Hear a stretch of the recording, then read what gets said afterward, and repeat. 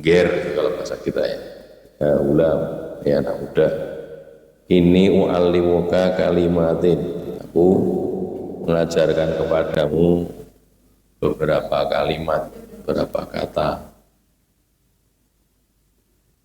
Ihfadillaha yahfadka. Ihfadillah, jagalah Allah.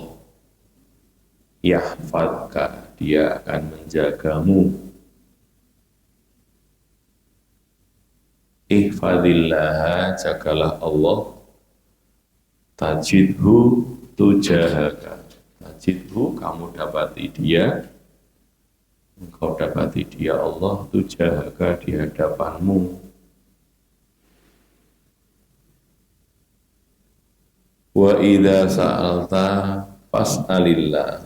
Wa idza sa'alta, dan apabila kamu meminta, fas'alillah, maka mintalah kepada Allah. Wa idza sta'anta, dan apabila engkau minta tolong, fasta'in billah, maka minta tolonglah kepada Allah. Wa'lam, dan ketahuilah, annal ummata, bahwasanya umat ini, lau seandainya ijtama'at, berkumpul, bersepakat, berhimpun, ala ayyan fa'uka, atas bahwa mereka memanfaati kamu, memberimu manfaat, bisyai'in, dengan sesuatu, maka lam yanfa'uka, mereka tidak bisa memanfaati kamu, tidak bisa memberi manfaat kepadamu, illa, kecuali, bisyai'in, dengan sesuatu yang qad katabahullahu laka. Qad, sungguh, katabahullahu, Allah telah menetapkannya, laka, untukmu.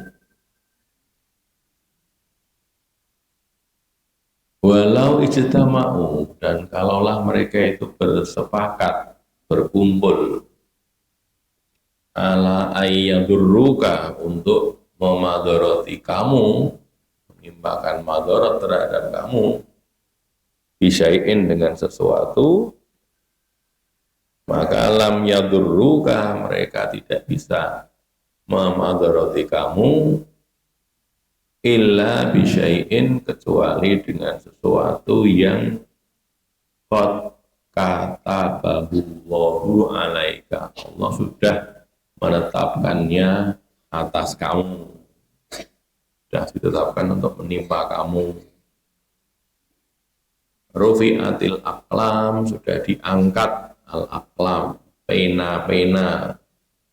Rufi'at, diangkat, al-aqlam, jamak dari kolam, pena-pena. Wajafat, dan sudah kering, as-suhufu, lembaran-lembaran.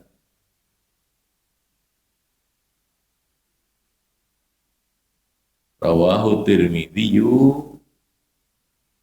diriwayatkan atau meriwayatkan di sini At-Tirmidzi, wa qala hadisun hasanun sahihun, dan dia berkata hadis hasan sahih. Hadis ini kedudukannya hasan sahih. Wa fi riwayatin ghairi Tirmidzi, dan pada riwayat lain yang tidak diriwayatkan oleh Tirmidzi, dari riwayat selain Tirmidzi itu, Rasul bersabda begini, ihfadillaha tajidhu amamaka. Ihfadillah, jagalah Allah. Jagalah Allah, tajidhu amamaka, engkau dapati dia Allah itu di depanmu, amamaka. Ta'arraf ilallahi firrohoi, ta'arraf, kenalilah, berkenalanlah ilallah, kepada Allah, firroho, dalam waktu longgar, dalam keadaan longgar. Ingatlah Allah, kenalilah Allah ketika kamu longgar. Ya'rifka fisyiddati, ya'rifka, dia Allah mengenalmu Fisyiddati dalam keadaan sempit, payah, berat, syiddat. Wa'lam dan ketahuilah anna bahwasanya ma akhta'aka apa yang luput darimu, apa yang lepas darimu itu lam yakun liyusibaka tidak akan mengenai kamu, lam yakun tidaklah liyusibaka untuk mengenai kamu. Wa ma asabaka dan apa yang mengenai kamu, apa yang menimpa kamu, lam yakun liyukhti'aka tidak akan lepas dari kamu, tidak akan luput dari kamu. Wa'lam dan ketahuilah annan nasra ma'as sabri bahwasanya nasr pertolongan itu ma'as sabri bersama dengan kesabaran, mengiringi kesabaran. Wa annal faraja dan bahwasanya kelonggaran itu ma'al karbi bersama kesulitan, mengiringi kesulitan. Wa anna ma'al usri yusron dan bahwa bersama kesulitan itu ada yusron, ada kemudahan.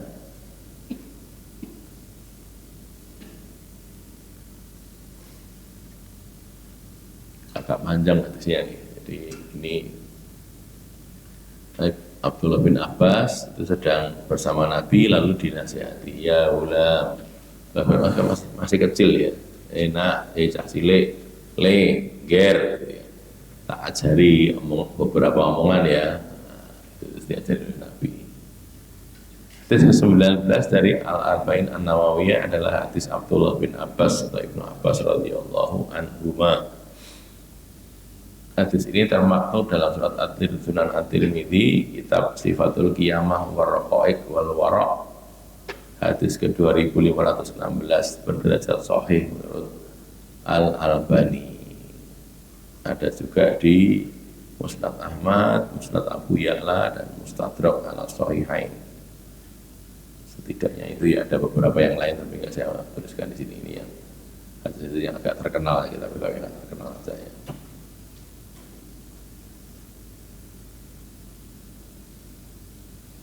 Abdullah bin Abbas seperti kita tahu kan, selain sebagai saudara sepupunya Nabi, dia juga dikenal sebagai orang yang alim, cerdas, pinter, banyak ilmunya gitu ya. Abdullah bin Abbas suatu ketika Umar bin Khattab ketika jadi Amirul Mukminin itu mengajak serta dia di majelis orang-orang tua, veteran perang gitu ya. Orang-orang yang tokoh-tokoh mereka para sahabat. Lalu Abdullah bin Abbas ini yang paling muda diajak oleh Umar bin Khattab. Nah, kata orang-orang tua, lu kok tidak ngajak iki barang masih Umar. Jadi ambil bapak ya, ambil apa mengajak orang ini, dia kan masih muda. Terus kata Umar diam saja tidak jawab. Terus akhirnya Umar bertanya kepada mereka untuk membuktikan kecerdasan atau kealiman Ibnu Abbas itu kan ya. Apa kata kalian tentang ayat ini? Idza jaa nasrullahi wal fath wa ra'aitan nasa yadkhuluna fi dinillahi afwaja fasabbih bihamdi rabbika wastaghfirhu innahu kana tawwaba gitu kan. Surat An-Nasr ya. Itu apa kata kalian? Lalu mereka ngomong, ini karena gini, nanti kalau kita dapat kemenangan kita disuruh istighfar, disuruh begini. Yang lain-lain kurang lebih sama jawabannya. Lalu Umar tanya kepada Abdullah bin Abbas, ya Abdullah, apa takwilannya di surat An-Nasr ini? Terus dia jawab, ajalnya Rasulullah. Beda sama sekali dengan apa kata mereka, kan mereka cerita tentang ayat ini gini.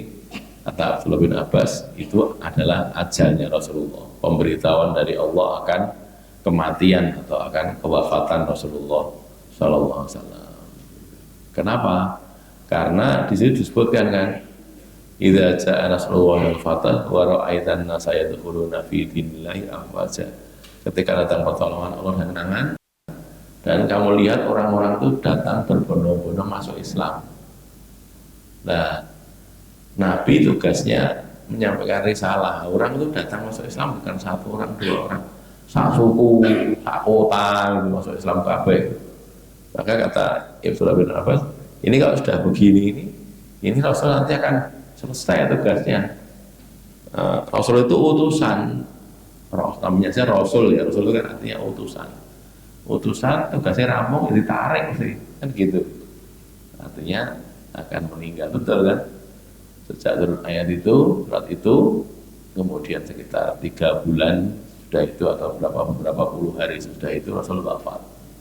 Itu kejadiannya ya.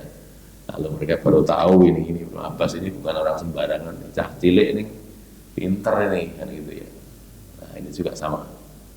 Diajari oleh Nabi begini, ihfadillah yahfazka. Apa itu maksudnya itu? Jagalah Allah pada perintah dan larangannya, niscaya Dia menjagamu di dunia dari berbagai macam kerusakan dan hal-hal yang tidak disukai, dan di akhirat dari berbagai jenis hukuman dan kehinaan. Jaga Allah pada perintah dan larangan itu maksudnya gimana toh? Perintah ya dikerjakan, larangan ditinggalkan gitu. Ihfadillah itu gitu, jagalah Allah. Allah konjogo yang dijaga itu perintah dan larangannya. Perintahnya dijaga untuk agar terlaksana, dilaksanakan dengan baik. Larangannya dijaga untuk ditinggalkan gitu. Jadi ihfadillah itu maksudnya seperti itu. Kalau begitu, yahfazka, Allah akan menjaga kamu. Gimana menjaganya? Menjaga dari berbagai hal yang tidak disukai di dunia. Yang tidak disukai itu apa toh? Ya kan banyak tuh ya. Musibah-musibah, apa, sakit baik fisik maupun psikis atau yang lain yang tidak disukai itu dijaga oleh Allah. Dan yang lebih penting lagi dijaga di akhirat dari berbagai hukuman, bebas dari hukuman dan kehinaan, artinya dia masuk ke dalam jannah. Itu ya. Ihfazillah yahfazka. Lalu ihfazillah tajidhu tujahaka. Jagalah Allah, kau dapati Allah itu di hadapan kamu. Maksudnya bagaimana? Jagalah hak Allah dan berusahalah untuk menepati dan meraih ridhonya, maka kau akan dapati Dia di hadapanmu. Ini kinayah loh ya, bukan sesungguhnya. Maksudnya jagalah Allah, misalnya Dia menjagamu dari berbagai hal yang tak disukai baik di dunia maupun di akhirat. Ya. Seolah-olah Allah itu ada di hadapan Dia, dekat sekali dengan Dia. Kayak kalau wong keraton itu sebo gitu loh. Sebo itu ada projo gitu. Kanggo sebo mengko sore kan lagi. Sebo itu aseban kan ada projo. Itu juga sama menghadap Allah, Allah kan Maharaja. Nah kalau kamu menjaga Allah, kamu akan dapati Allah di hadapan kamu, kayak kita langsung matur kepada Allah, dikabulkan oleh Allah gitu ya. Sajidhu tujahaka. Terus ta'arraf ilallahi firraha ya'rifka fistidda, bukan belum ya. Idza sa'alta fas'alillah, jika kamu mintalah kepada Allah, bukan kepada selainnya, karena Allah itu maha kuasa untuk memberi, maha kuasa untuk menahan pemberian, maha kuasa juga untuk menepis madorot, menghilangkan madorot, dan maha kuasa untuk memberikan manfaat. Itu Allah subhanahu wa ta'ala. Kalau manusia itu bisa dia memberi, bisa dia menahan, tapi secara zahir saja, hakikatnya enggak bisa. Yang hakiki bisa memberi itu adalah Allah subhanahu wa ta'ala. Allah itu maha pemberi, maha memberi ya. Dan Allah itu punya sesuatu yang diberikan, dan Allah kalau memberi tidak ada yang bisa mencegah gitu. Jadi pas terlaksana gitu loh. Nek menungso gitu dikei gitu kan bisa nolak nih. Tapi kalau Allah yang memberi tidak bisa nolak manusia itu. Manusia itu kalau diberi oleh Allah, orangnya yang diberi itu nolak itu tidak bisa. Karena Allah Maha Kuasa gitu loh.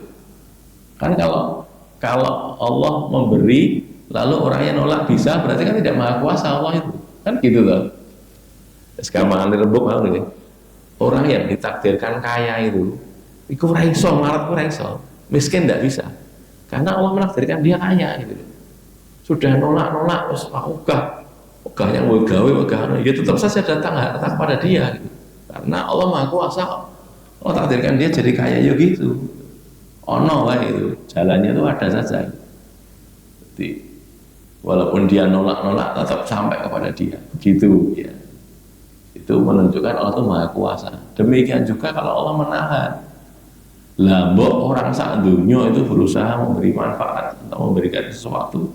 Kalau Allah menahannya, dia tidak bisa mendapatkan manfaat itu tadi. Gitu ya. Nah, kalau bisa, berarti Allah tidak Maha Kuasa kalau gitu. Allah sudah menahan kok sing iso ngei ya, berarti kan kalah oleh manusia kalau gitu Allah itu. Kan tidak begitu.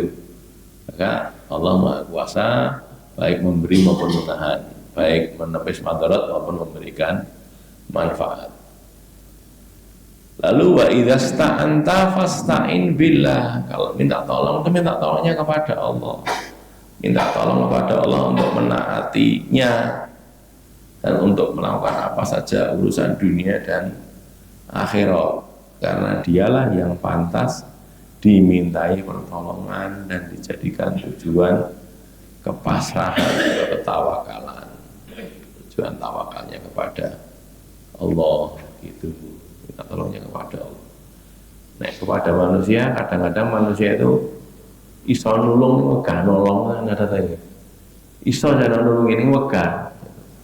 Tapi kalau Allah itu mau menolong, asal orangnya manusianya minta tolong saja nih. Minta tolong kepada Allah, Allah mau menolong. Kok jangankan kok orang beriman, orang yang tidak beriman saja ditolong sama Allah kok, kan gitu ya.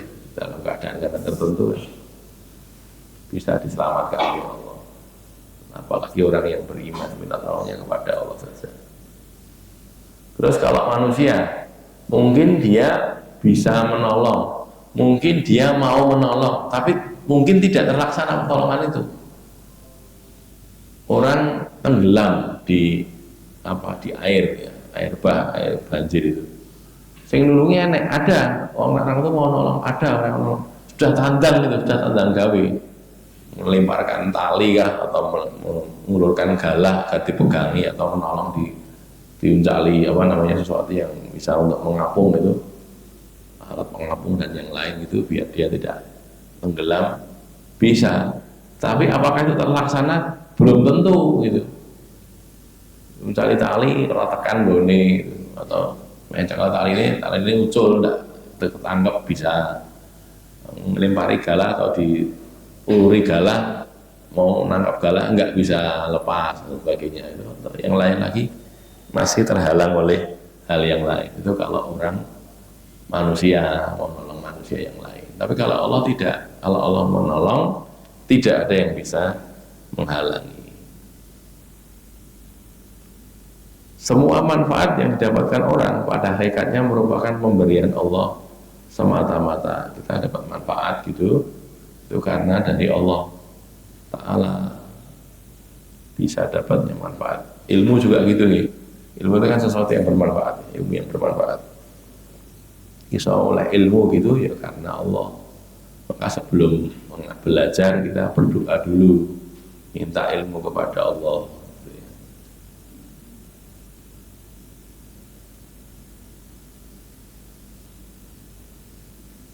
Rabbi zidni ilman, itu kali yang paling gampang itu ya Allah tambahkanlah ilmu kepadaku gitu. Minta agar ditambahkan ilmu karena podo-podo belajar gitu ya, orang itu kan mendapatnya banyak macam-macam ya, ada yang dapatnya banyak, ada yang sedang, ada yang sedikit gitu. Kalau cara kata guru saya dulu itu, gurunya itu ngecor kayak ngucuk kayak banyu air. Gurunya itu gambarnya kayak bawa air 1 ember besar gitu terus digerujuk kepada murid-muridnya. Nah murid-muridnya itu ada yang bawa sak ciduk gitu, ada sak gede sak ciduk. Ya itu sak ciduk, tidak mungkin lebih kan. Tambahi banyak, bludak luar lagi gitu. Nah ada yang sak ciduk, nah ada yang nggo gelas cilik gitu. Berarti kalau gelas cilik tidak, ya dikeplai sebentar penuh nanti kalau tambahi lagi kota luar gitu. Itu gambarannya gitu ya. Jadi tinggal wadah yang dia bawa itu sebesar apa. Kalau dia bawa wadah yang besar, ember besar gitu, ya akan penuh itu. Bicara tadi ilmunya banyak gitu loh. Begitu ya, itu untuk melambangkan kesungguhan seseorang dan bagaimana dia itu menerima ilmu. Ya. Maka semakin dia bersungguh-sungguh, semakin membuka banyak hal, gitu, maka dia semakin mendapatkan banyak ilmu. Sebaliknya kalau dia sendiri wis aras-arasan gitu ya, megah. Kalau kita seperti kita kalau sekolah gitu ya, sekolah, kan tahu sekolah ya, sekolah. Kalau kita suka pelajarannya itu, nanti kan mudeng, gampang mudeng gitu. Tambah seneng, tambah gampang mudeng, tambah seneng, kan gitu, terus begitu. Makanya kita diajari berusaha untuk menyukai ilmu yang kamu pelajari itu, seneng gitu loh. Nek saya seneng nanti orang itu kalau sudah seneng, sudah mau, akhirnya mendapatkan banyak. Ini apa suka sih? Wopo ilmu angel yo ini gak guys. Ya tambah ra iso. Wis tambah ra iso tambah ra mudeng. Tambah ra mudeng setidaknya tambah anyel kan gitu ya. Kalau sudah begitu ya susah mendapatkan tambahan ilmu. Gitu ya. Makanya cara yang paling mudah ya tadi gitu. Kalau meminjam saudara-saudara kita jamaah tabligh gitu ya. Kan hakikat taklim itu apa toh?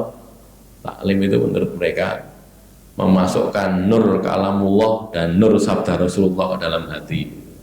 Taklim itu gitu, belajar memasukkan cahaya kalam Allah Al-Quran dan cahaya sabda Rasulullah hadis ke dalam hati. Nah karena gitu maka berusaha iki enek wong macane Quran aku orang mudeng kok piye to kuwi aku gen mudeng carane piye lho gitu. Ada gitunya itu, ada sifatnya, ada sifat tolapnya itu ada, mencarinya itu ada gitu. Sehingga ya itu nenek ora lah guru ngono tok apa ya wis gitu dah enggak dapat apa-apa gitu. Beda dengan orang yang ada sifat tolapnya tadi. Hadis juga gitu, diwacanya hadis. Kalau orang yang ada kekuatan, keinginan untuk mendapat sesuatu dari situ, dia akan membuka semua hatinya, semua tubuhnya itu dia buka sehingga dia dapat banyak gitu.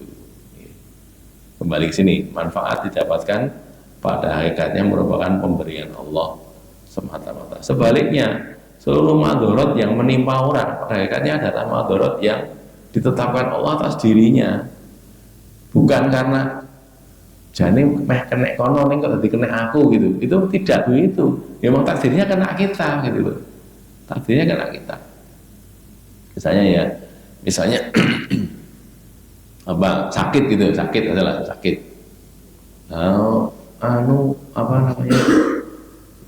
Seharusnya dia yang sakit, tapi gara-gara saya yang dekat-dekat dengan si pasien nanti jadi saya yang sakit. Bukan gitu. Ya emang dia yang harusnya kena sakit gitu. Bukan kok keliru orang lain geser karena enggak. Karena ditetapkan oleh Allah. Madorot kena dia ya, kena dia. Tidak mungkin lepas dari dia gitu. Nah, makanya kalau kita meyakini hal yang seperti ini, jadinya longgar. Nah, kalau ada orang meninggal kita disuruh mengucapkan inna lillahi wa inna ilaihi raji'un. Allahumma ajurni fi musibati wa akhlifli khairan minha. Inna lillahi, kita ini miliknya Allah. Terus wa inna ilaihi raji'un, kita juga kembali kepada Allah. Sekarang kita kok dadak iman atau dadak awal ada saudara kita, istri, suami, ibu, bapak, kakak, adik, anak itu meninggal, kok awal atau kenapa? Itu miliknya Allah. Jangankan dia, saya juga miliknya Allah, kan gitu. Kita kan miliknya Allah juga. Nah kalau kita milik Allah, terus Allah meminta diambil sama Allah kan haknya dia. Oh gitu loh. Jadinya longgar gitu.